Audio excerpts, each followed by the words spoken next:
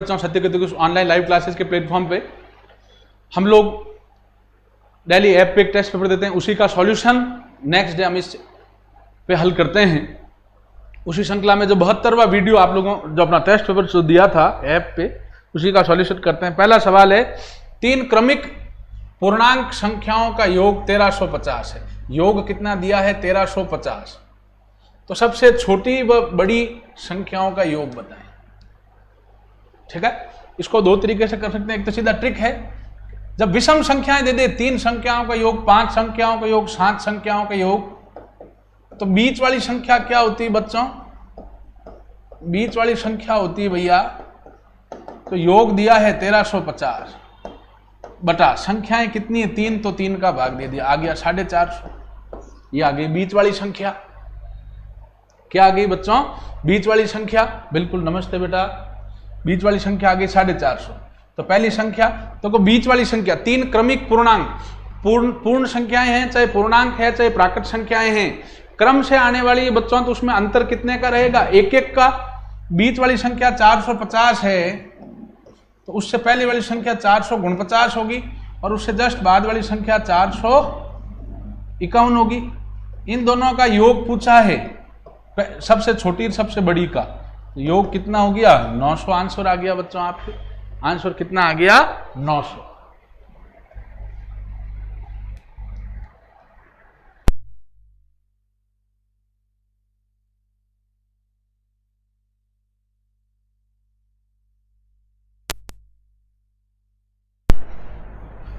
चलिए अब हम आगे चलते हैं। अगर इसको मान लो ये हमें नहीं पता होती, ये ट्रिक आपको नहीं पता है, तो नॉर्मल तरीका क्या? 3 संख्याएं हैं और पूर्ण है चाहे पूर्णांक है चाहे प्राकृत संख्या, तो एक दूसरे देशी तरीके से, अगर हम साधारण तरीके से करें, पहली संख्या x, तो दूसरी उससे x + 1 होगी, उससे अगली x + 1 + 1 x + 2 हो जाएगी।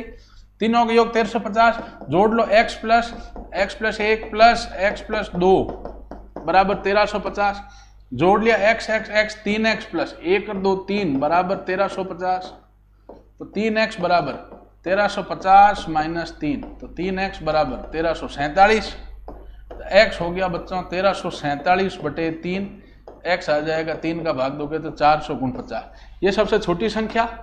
तो पहली संख्या x, तो 449। दूसरी संख्या x + 1, तो वो आ जाएगा 449 + 1 450। x + 2 449 + 2 451। हमें पूछा सबसे छोटी और बड़ी का, 449 सबसे छोटी सबसे बड़ी 451। जोड़ लिया, योग कितना आ गया? 900। तो हम इस तरीके से भी कर सकते हैं, या चाहें तो इस तरीके से भी, ये सीधा ट्रिक से भी कर सकते हैं, चाहे इससे भी कर सकते हैं। दोनों आपको समझ में आ ही गया होगा बच्चों। चलिए अगला सवाल करते हैं। इसमें भाज्य जो भाजकता का नियम है, भाज्य बराबर भाजक इंटू भागफल प्लस शेषफल, वो करते हैं भैया।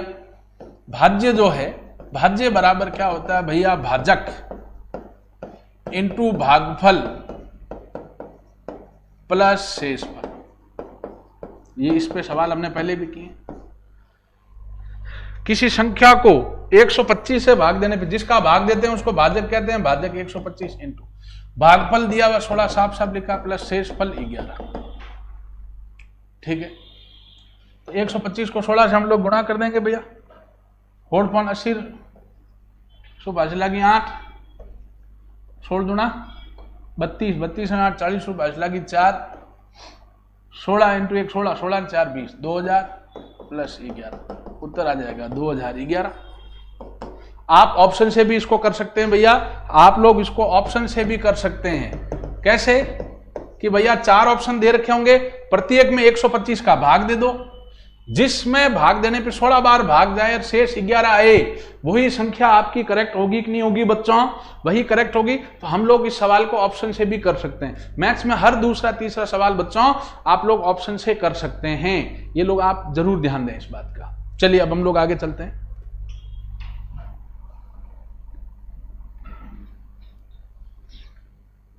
बटा बटी वाली संख्या देखिए, लसब पूछा है, तो जो चीज पूछा जाता है उसका अंश का निकाल लेते हैं। जैसे लसब पूछा तो अंश का लसब निकाल लेंगे, हरों का मसब निकाल लेंगे। प्रश्न कह रहा 3/5, 5/7, 1/8 का लसब।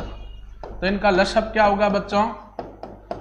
3, 5, 1 जो ऊपर वाली संख्या उनका लसअप निकाल लो। जो चीज निकालने का कहे वो ऊपर वाली संख्याओं का बटा, जैसे लसअप निकालने का ऊपर वाली अंश जो है उनका लसअप ले लो, 3, 5, 1 का लसअप बटा नीचे जो ऊपर लिया उसका उल्टा नीचे ले लो, ऊपर लसअप लिया तो नीचे मसअप ले लो। तो भैया 3, 5, 1 का लसअप कितना आ जाएगा 15 और 5, 7, 8 का मसअप कितना आएगा 1। उत्तर कितना आ जाएगा आपके आंसर 15। आंसर कितना आ जाएगा बच्चों 15। समझ आ गई बात। और अगर यही मसअप पूछता है इनका, हालांकि मसअप नहीं पूछा है फिर भी, तो क्या करते, ऊपर वाली संख्या 3, 5, 1 का हम लोग क्या निकाल लेते बच्चों मसअप बटा इसका उल्टा 5, 7, 8 का हम लोग क्या निकाल लेते लसअप। तो 3, 5, 1 का मसअप 1, 5, 7, 8 का लसअप निकालेंगे तो इनका गुणा ही आएगा।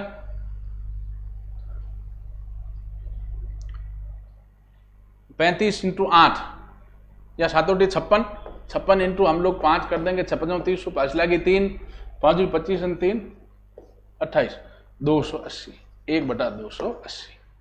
ठीक है, चलिए अब हम लोग आगे चलते हैं बच्चों। अब ये प्रश्न है, इसमें सीधा सूत्र लग रहा है बीजगणितीय सूत्र, अगर आपको पता हो तो। ये सवाल जो है इसमें बीजगणितीय सूत्र लग रहा है बच्चों। ठीक है, कौन सा अभी मैं बताता हूं भैया। यहां आप ध्यान दें, पहले तो मिश्र भिन्न है साधारण भिन्न बदल देते हैं।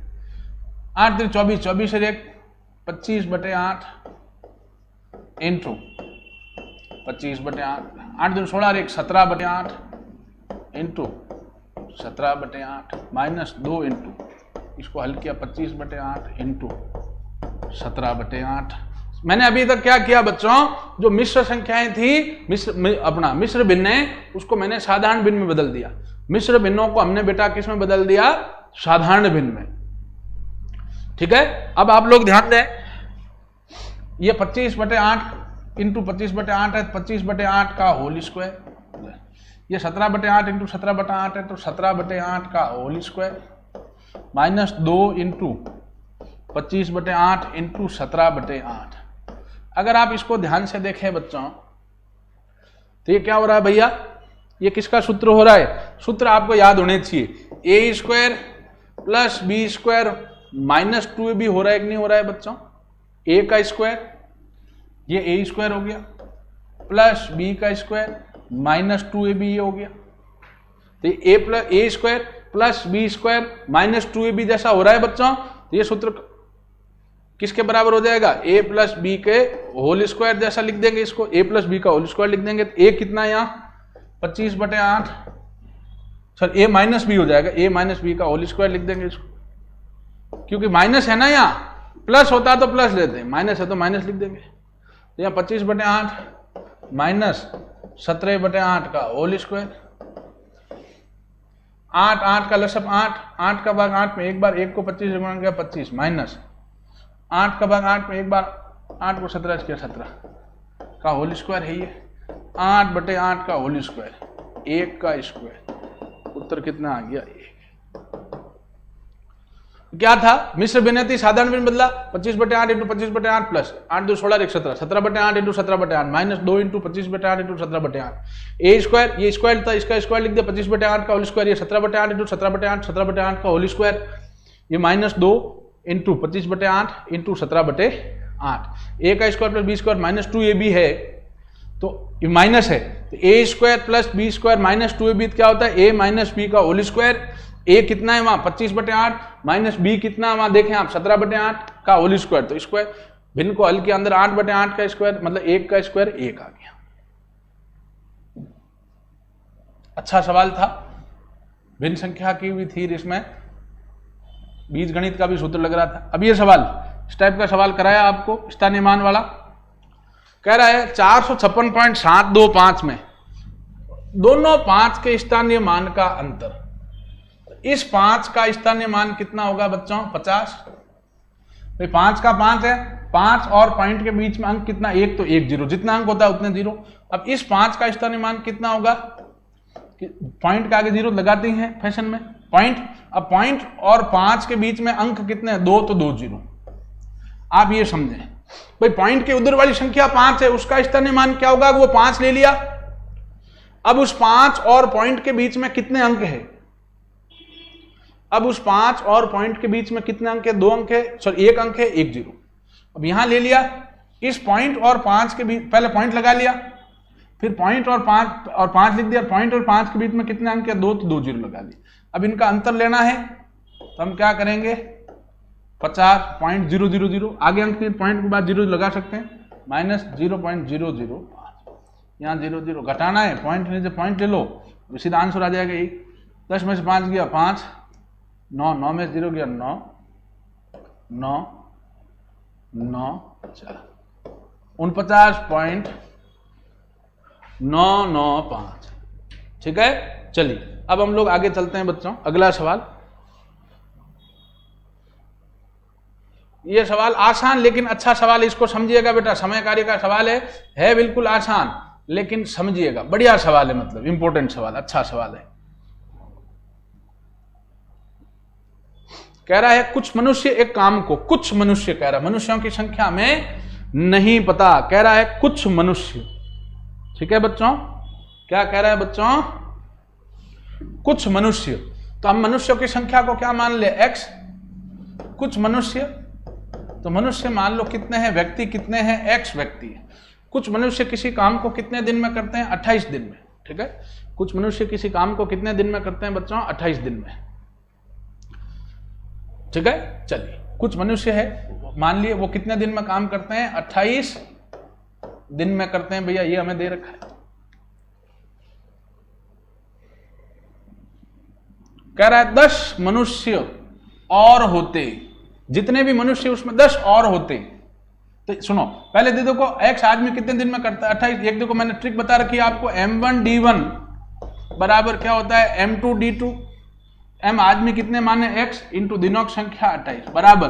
अब कह रहा है यदि 10 मनुष्य और होते, तो पहले मनुष्य कितने? x, 10 और होते तो कितना लिख दिया? x plus 10।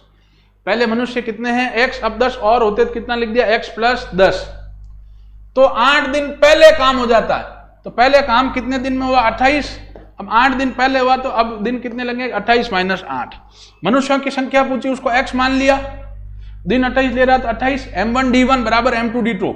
मनुष्य कितने? x, दिन कितने? 28, x इंटू 28 बराबर। आदमी कितने? 10 और बढ़ाने पे, पहले आदमी कितने माने? x, 10 और बढ़ाने पे तो x प्लस 10। दिन 8 कम हो गए, 28 है, दिन 8 कम हो गया, 28 माइनस 8। अब हल कर लो इसको, x इंटू 28 बराबर x प्लस 10, 28 में से 8 गया 20। ये ऐसा क्यों किया कि ये तो हमें पता है मनुष्य कितने? x मान लिए, दिन कितने? 28, तो x इंटू 28 m1d1 बराबर। अब कह रहा मनुष्य 10 बढ़ाने पे तो x प्लस 10 हो गया, दिन 8 कम लगते हैं, पहले 28 लगते थे, 8 कम लग गया, 28 माइनस 8। इसको हल कर दिया, 28 को x से गुणा किया, 28x बराबर 20 को x से किया तो 20x प्लस 20 को 100 से किया 200। अब 20x प्लस का उधर जाएगा माइनस का, 28x माइनस 20x बराबर 200। 28x 20x गया, 8x बराबर 200। तो यहां से x कितना आ गया? 200 बटे 8, x आ गया बच्चों 25। तो मनुष्य कितने थे आरंभ में? 25 मनुष्य थे। बिल्कुल सही जवाब, खूब सारे बच्चों ने आंसर दिया है, वेरी गुड। अगला सवाल, लेकिन है सवाल अच्छा था वो।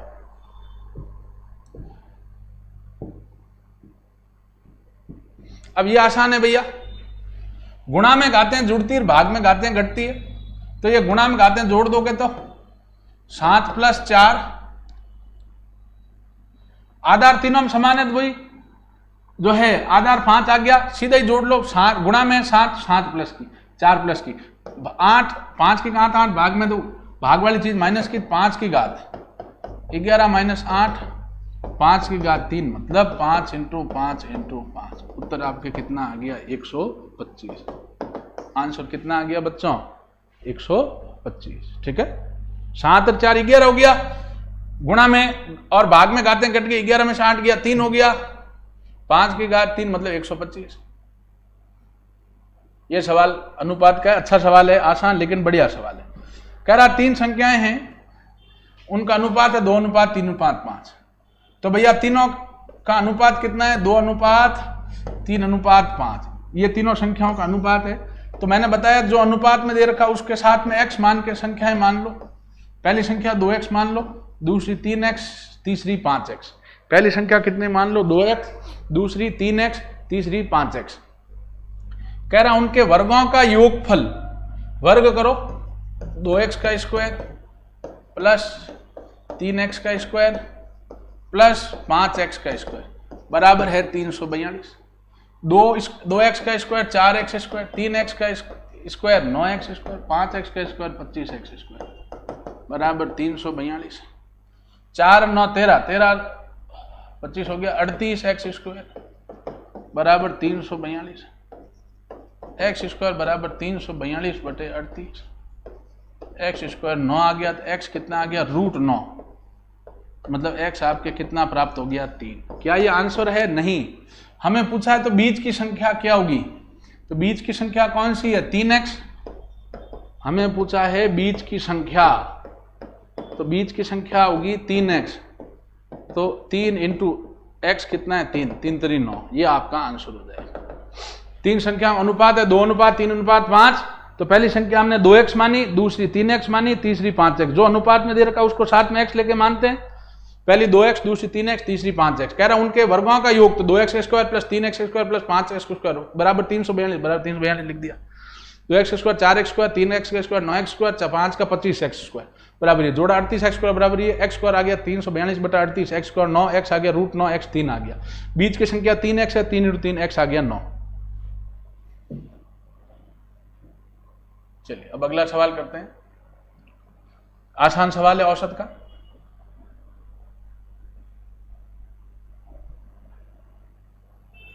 कह रहा है 8 संख्याओं का औसत 56 है, तो भैया 8 संख्याओं का योग कितना हो जाएगा, औसत कितना है 56 इंटू राजसंख्यक संख्या 8। 8 संख्या 48 8 हासिल लगी 4 8 × 40 4 44। समीकरण 1 हो गया बच्चों 848। 8 संख्याओं का औसत 56 है, तो राजसंख्यक योग क्या, तो औसत इंटू राजसंख्यक संख्या, औसत 56 राजसंख्यक संख्या 8, 56 इंटू 8 848।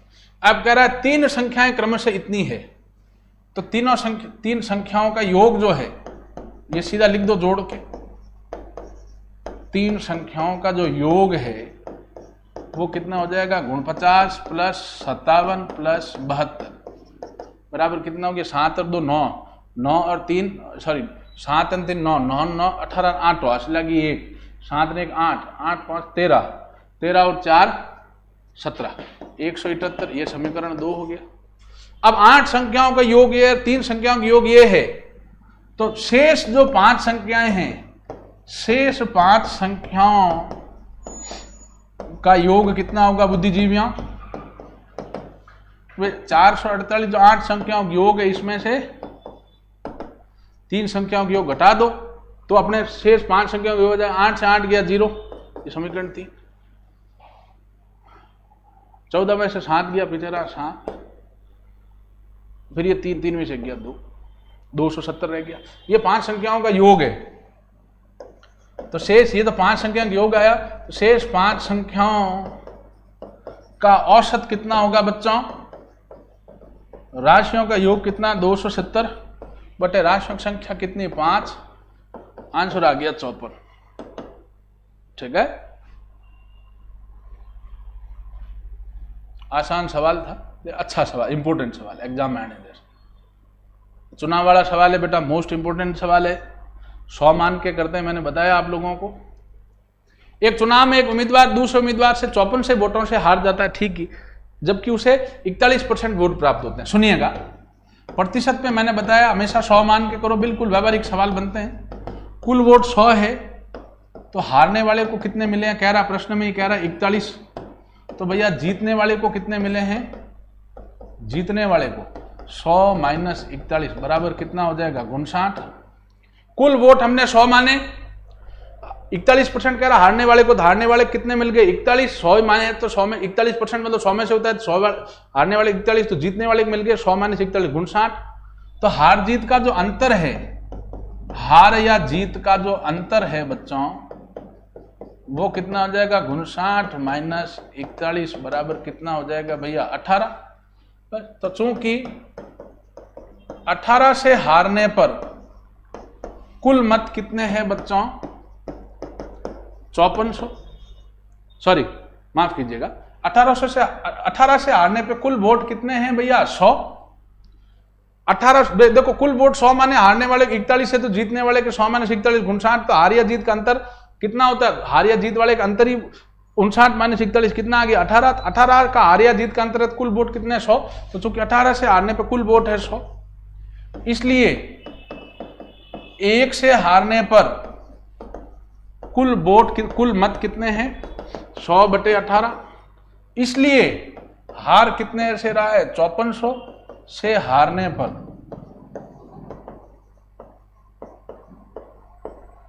कुल मत कितने हैं?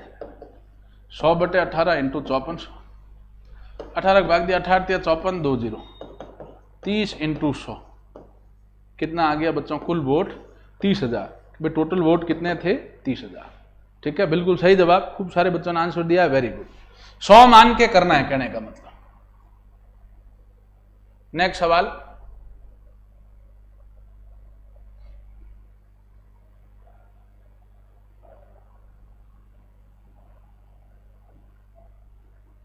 कह रहा है घी की दर में 20% की कमी हुई है। घी की रेट है उसमें कितने परसेंट की कमी हुई है बच्चों?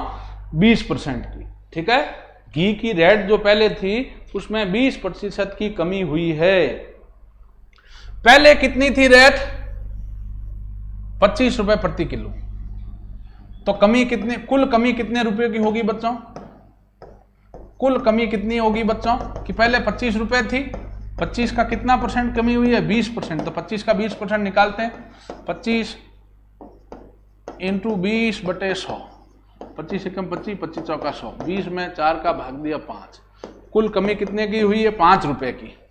तो अब मूल्य क्या होगा बच्चों? अब घी का मूल्य क्या हो जाएगा बच्चों? पहले था 25 माइनस अब 5 की कमी हुई है, तो 20 रुपए प्रति किलोग्राम। आसान लेकिन कंफ्यूजिंग और अच्छा सवाल। 20 रुपए प्रति किलोग्राम। अगला सवाल,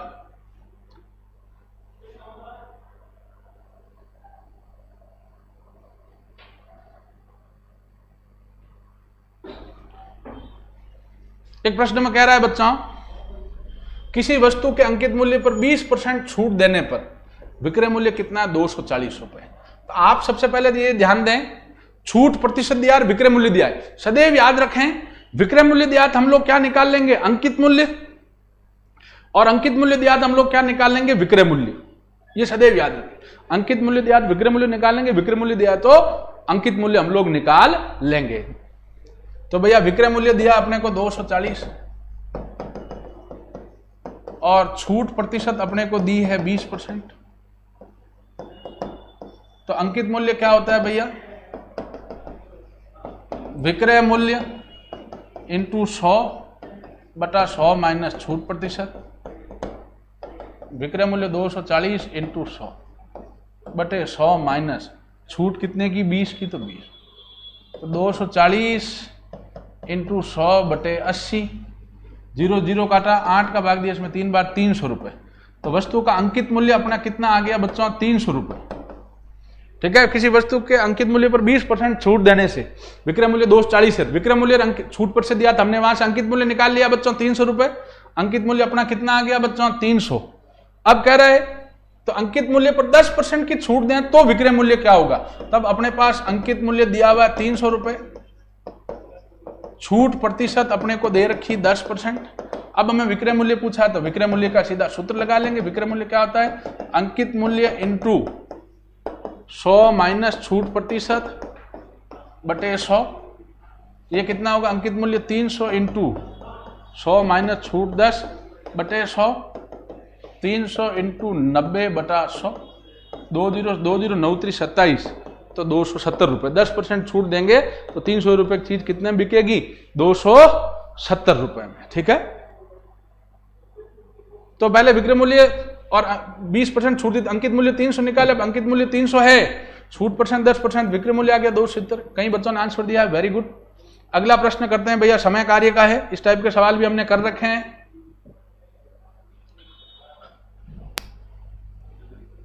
सवाल कह रहा है ए किसी काम को 15 दिन में और बी कितने दिन में करता है? 10 दिन में। बी अकेला 5 दिन काम करता है फिर छोड़ देता है, शेष काम ए कितने दिन में करेगा? ये प्रश्न है बेटा, इसको करते हैं अभी।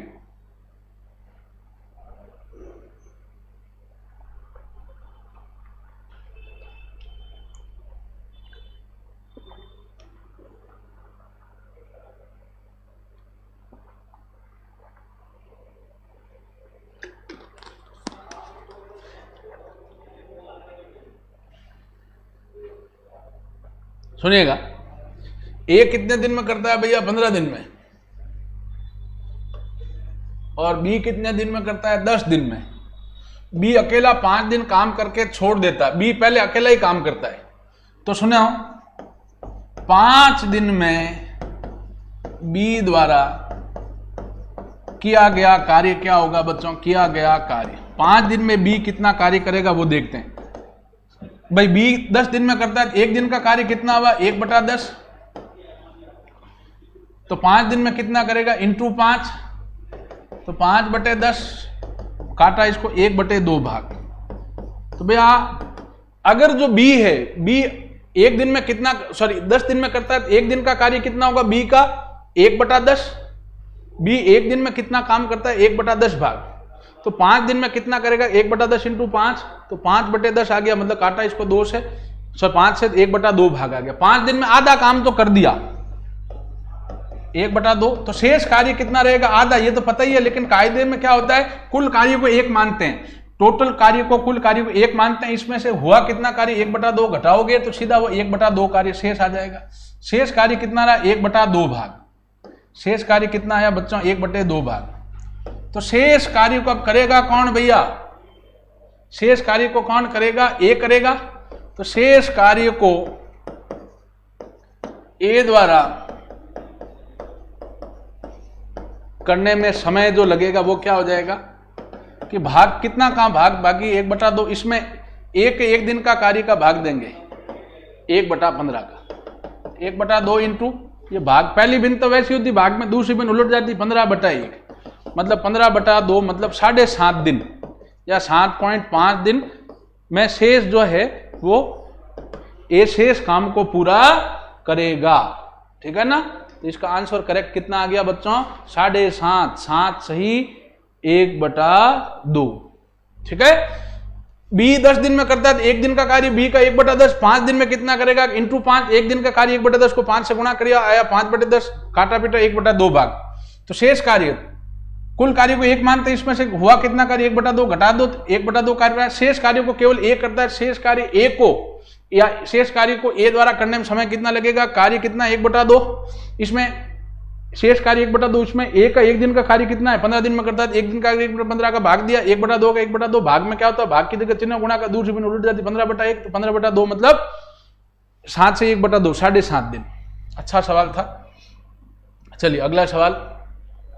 रमेश अपने घर से कार्यालय 5 किलोमीटर प्रति घंटा चाल जाता है तथा 3 किलोमीटर प्रति घंटे चाल से आता है, तो कुल दूरी तय करने में उसकी औसत चाल। बेटा यूं तो हमें देखो, जाने में 5 की स्पीड से जा रहा है, आने में 3 की स्पीड से आ रहा है। 5 और 3 की स्पीड का औसत अगर निकाले तो यूं क्या आता है? 5 और 3 का औसत 5 + 3/2, राशियों के ऊपर राशियों की संख्या 5 और 3 8, 8 में हम 2 का भाग देंगे तो कितना आएगा बच्चों? 4। लेकिन याद रखें, मैंने औसत चाल में बताया हमेशा वो संख्याओं का औसत नहीं आएगा, हमेशा अलग आएगा। 2x/x + y, 2 × 5 × 3/5 + 3, 5 × 10 10 × 3 30/8, 15/4, 4 का भाग दिया, इसमें आया 3.75 किलोमीटर प्रति घंटा। देख लो औसत चाल 4 नहीं आई है, 5 और 3 की औसत 4 नहीं आया, अलग आया कि नहीं आया बेटा? तो सीधा सूत्र है, मोस्ट इंपोर्टेंट सवाल है, औसत चाल का सवाल जीडी में अक्सर आता है, 2x/x + y।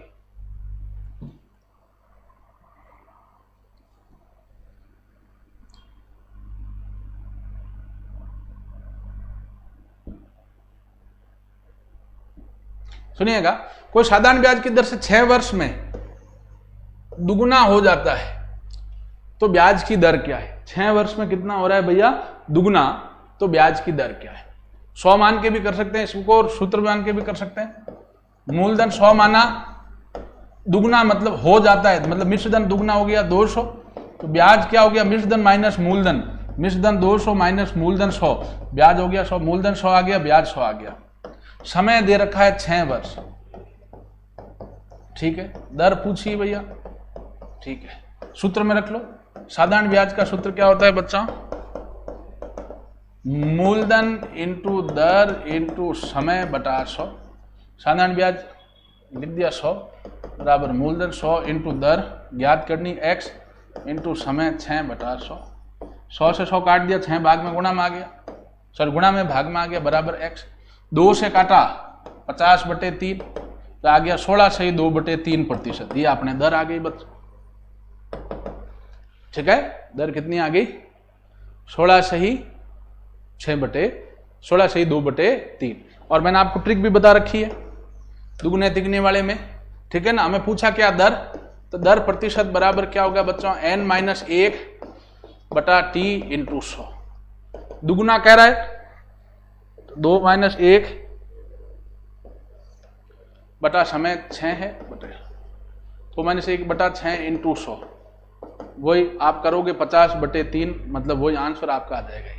तो आप चाहे ट्रिक से याद करें इसको कि n-1/t × 100 से, या 100 मान के करें, दोनों मैंने बता दिया, जिसमें आपकी इच्छा हो उससे आप कर सकते हैं, ठीक है। चलिए अब हम आगे चलते हैं। रीजनिंग का सवाल है, किसी कूट भाषा में फॉरगेट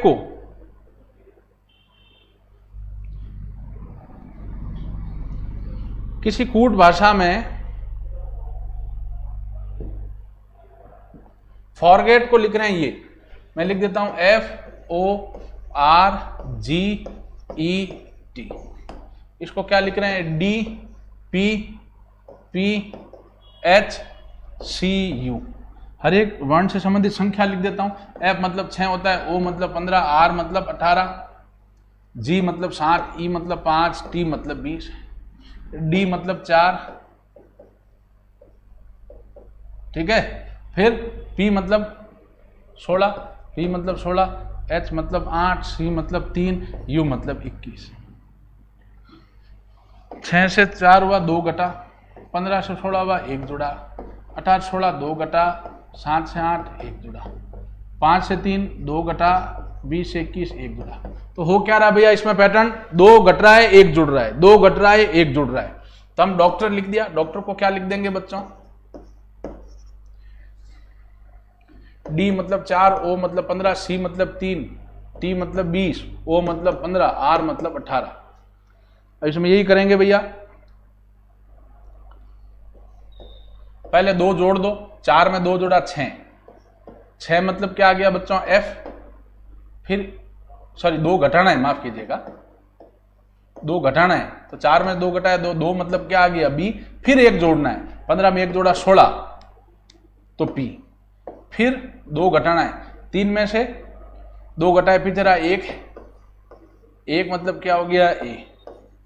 फिर 1 जोड़ा 20 में तो 1 हो गया 21, 21 मतलब U।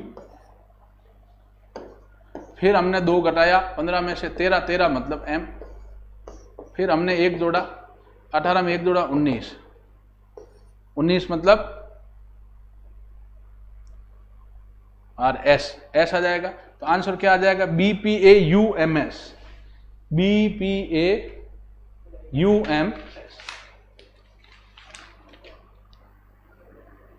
अगला प्रश्न करते हैं भैया। अब ये तो 7 का पहाड़ा ही दे दिया भैया, बिल्कुल आसान सवाल दे दिया। 7 एकम 7, 7 दूनी 14, 7 तेरी 21, 7 चौक 28, 7 दो 35, तो 7 संग 42, 7 7 49 हो ही रहा है। 7 का पहाड़ा भैया, इसमें कुछ करना ही नहीं।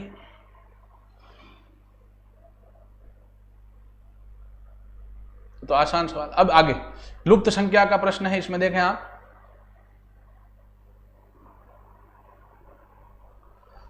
सुनिएगा। इसमें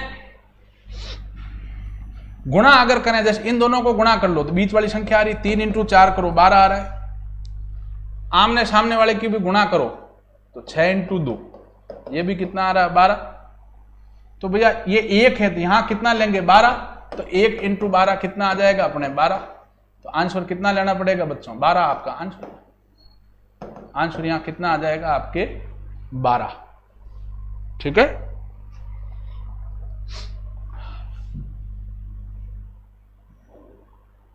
तीन इंटू 4 ये 12, 3 × 4 ये 12, सामने वाली भी 6 × 2 12, तो इधर भी ये 1 के 12 लोगे तो 1 × 12 12 आ जाएगा। उत्तर इसका 12 आ जाएगा। अगला प्रश्न है वैन आरेख का है भैया। सीधा देखना, हमें इसमें सवाल की भाषा में ज्यादा नहीं उलझना है, हमें जिस चीज के लिए जो आंसर दिया है, जो आकृति दी उसको देखना है। निम्नलिखित आरेख का अध्ययन करें, उस क्षेत्र की पहचान बताएं जो उन लड़कियों का प्रतिनिधित्व करे जो सेवारत तो है किंतु अविवाहित है। मतलब जो लड़कियां हो, लड़कियां मतलब ये इसमें हो, लड़कियों का मतलब क्या हुआ, इस व्रत में होनी ही चाहिए। वो लड़कियों का मतलब है बच्चों की लड़कियां होनी चाहिए, सबसे पहले तो इस व्रत में होनी चाहिए। फिर कह रहा है बच्चों वो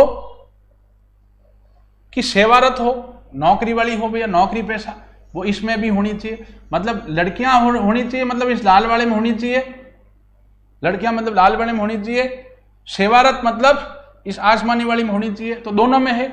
लेकिन क्या कह रहा, किंतु अविवाहित हो, विवाहित नहीं हो। विवाहित, ये विवाहित का घोड़ा है, इसमें नहीं होनी चाहिए भैया। विवाहित नहीं कह रहा है ना, अविवाहित मतलब विवाहित नहीं, मतलब इसके अंदर नहीं होनी चाहिए, तो इसमें तो नहीं होनी चाहिए। अब आप मुझे बताओ, जो उसमें इसमें दोनों में हो, इस लड़कियां वाले घोड़े में हो, सेवारत वाले घोड़े में हो, लेकिन अविवाहित मतलब विवाहित नहीं, मतलब इसमें नहीं होनी चाहिए, मैंने इसको काट दिया, तो आंसर आपका कितना आ जाएगा बच्चों, 2।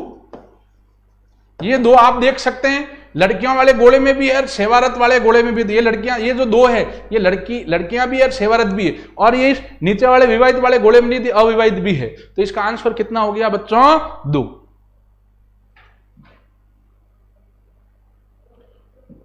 अब ये लास्ट सवाल अलग टाइप का, लेकिन अच्छा सवाल, इंपॉर्टेंट है। 5 वाला सवाल, आकृतियां गिननी है इसमें। इसमें हमें पूछा है, इस चित्र में कितने घन है, इस चित्र में कितने घन है। याद रखें, ये पहली लाइन है, ये दूसरी लाइन है, ये तीसरी, मतलब पहली मंजिल, दूसरी मंजिल, तीसरी मंजिल। पहली मंजिल में कितना घन है, ट्रिक याद बता रहा हूं, ये याद रखना। 1 2 3, 1 2 3 घन है नीचे, इंटू 3, तो 3 हो गए इसमें। दूसरी मंजिल में याद रखना कितने घन है, ये मंजिल कह रहा हूं, ये पहली मंजिल, दूसरी, तीसरी, 1 2 3। पहली मंजिल में घन कितने, 3, 1 2 3, तो इंटू 3 से गुणा किया। दूसरी में घन कितने, 2, तो 2 से गुणा किया, 4। तीसरी मंजिल में घन कितना, 1, तो 1 से गुणा किया, तो 3। टोटल घन कितने हो गए बच्चों, 10। टोटल घन आपके कितने हो गए, 10। ठीक है, इस प्रकार से ये टेस्ट पेपर का सॉल्यूशन अपना हल हुआ। धन्यवाद हमसे जुड़ने के लिए। ऐप डाउनलोड नहीं किया तो ऐप जरूर डाउनलोड करें, उसके ऊपर जो डेली टेस्ट पेपर है, चैप्टर वाइज टेस्ट पेपर भी दे रखे हैं, उन सवालों को आप लोग हल करें। उनमें कोई अगर हमसे त्रुटि हुई है या आपको कोई सवाल नहीं आ रहा है तो चिंता नहीं करें, नेक्स्ट डे हम लोग डेली टेस्ट पेपर को सॉल्यूशन, टेस्ट पेपर का हम लोग करवा ही रहे हैं बच्चों, उनको आप डेली करें। इनमें से जो सवाल नहीं आता उनको हल करें, कुछ नए सवाल आते तो उनसे घबराना नहीं है। हम लोग जानबूझ के थोड़े टफ और थोड़े अच्छे सवाल देते हैं ताकि आपकी प्रैक्टिस बढ़े। ठीक है बच्चों, अच्छा, प्लस YouTube चैनल को सब्सक्राइब नहीं किया, सब्सक्राइब करें। टेलीग्राम चैनल से भी जुड़ें ताकि विभिन्न प्रकार की जानकारियां, पीपीटी वगैरह आपके साथ शेयर कर सकें।